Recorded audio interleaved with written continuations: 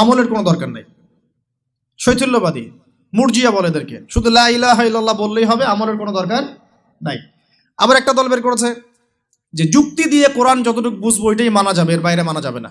মুতাজিলা, যুক্তি দিয়ে কোরআন যতটুকু বুঝবো এতটুকু মানবো, যুক্তির বাইরে যায় মানবো না। এরকম শত শত আকীদার মানুষকে তারা মুসলিমদের মধ্যেই ছড়িয়ে দিয়েছে, এবং মুসলিমদের মধ্যে এই ফিতনাগুলো ছড়িয়ে দেওয়ার ফলে উম্মাহ কি হয়ে গেছে? বিভক্ত হয়ে গেছে। এরপরেও আবার দেখবেন হকপন্থী যারা, তাদের মাঝে সূক্ষ্মভাবে তারা ষড়যন্ত্র করে আপোষে ফাটল সৃষ্টি করে দিয়েছে। বিশুদ্ধ মানহাজের, বিশুদ্ধ আকীদার একটা জামায়ার মধ্যেও দেখবেন আবার ফাটল সৃষ্টি হয়ে গেছে।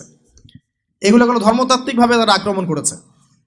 আবার তরুণ যুবকদেরকে এই যে internet section, gaming section, online section, অহেতুক সময় নষ্টর কিছু এলিমেন্টস, গেমিং সেকশন, এগুলো দিয়ে ব্যস্ত রেখেছে।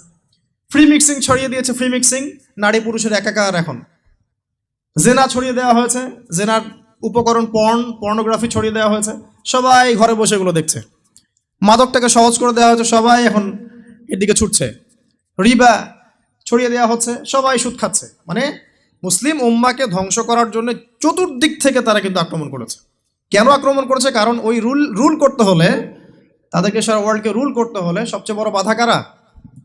মুসলিমরাই।